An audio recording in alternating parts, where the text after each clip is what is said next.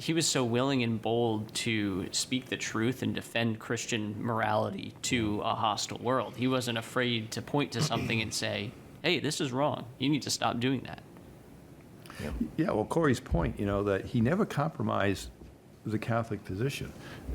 Not to Protestants, even with Anglicanism, right? He would, its closest relative in the West, but he makes this tremendous gesture, but it's still on the church's terms, right? But he also didn't compromise with Judaism or Islam. No. Right.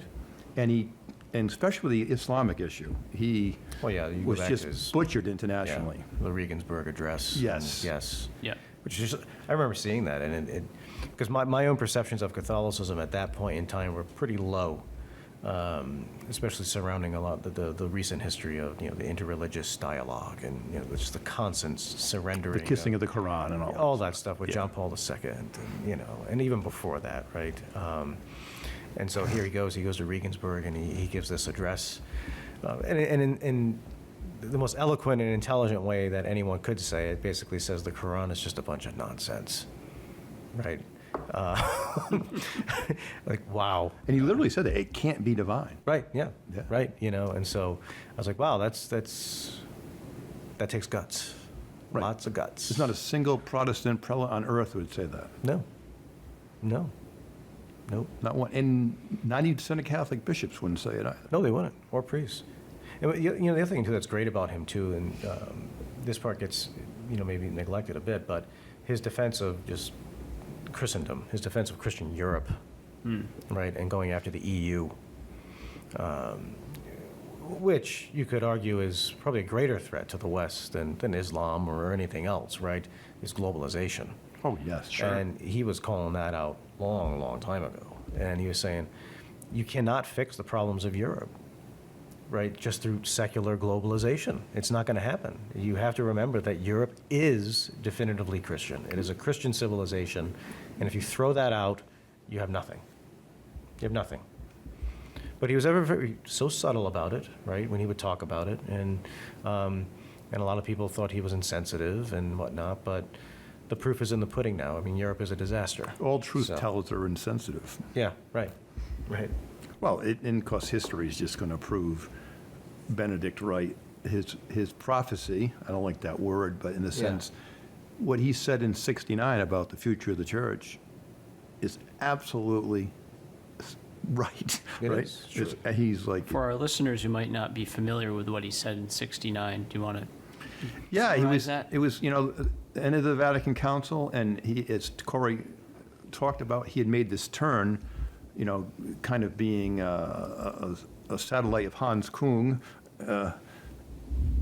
and he just went back to the right, went back to his Bavarian roots, and he was, a year and a half, 2 years into that, and he said the church is going to go through great upheaval from now on, and eventually she's going to be downsized, priests and bishops will lose their faith, but she will become a remnant people, she'll lose her great structures, basically she'll go back to the catacombs.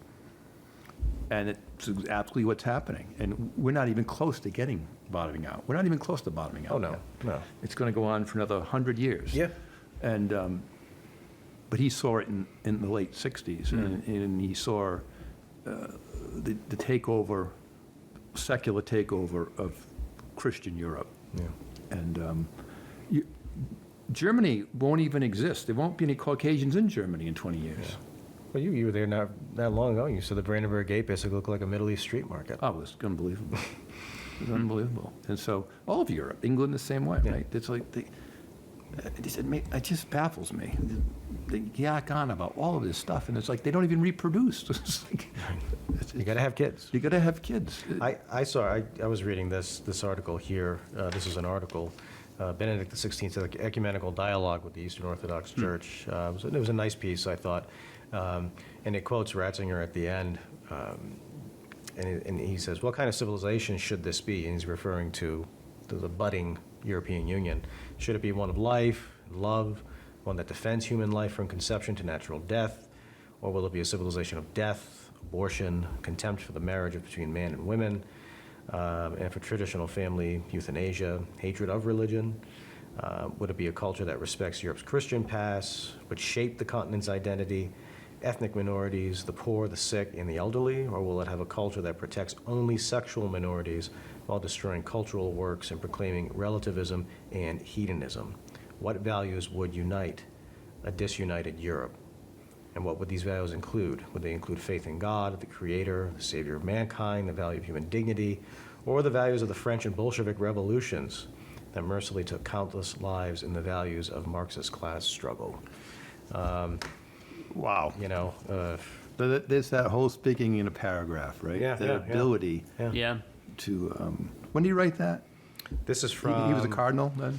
Yes, he was then visiting, he was having a meeting with the Archbishop of Athens, Christodoulos, at the time, and this was 2007. Because So he was Pope. Yeah. Then. Yeah, and, you know, like you said, wokeism didn't start in the last 5 years, but Right. every year it ramps up, it doubles. right? Exponentially. Oh, yeah. Right, so, For 2 weeks. so he's saying this 16 years ago. Right. Again, not that he was a prophet, but much No. of what he said was prophetic, No. and it was really just that he had his finger on the pulse of divine truth. He was aware. Yeah. You know, he was uniquely and insightfully aware of what was going on in the Western world more than most people. You don't have to be a prophet. You don't have to be touched by the finger of God to just see the sign of the times. Just have to pay attention. Right? But he saw it, and he tried to warn everyone. Right. And here we are. Right? Here we are. Here's the Western world.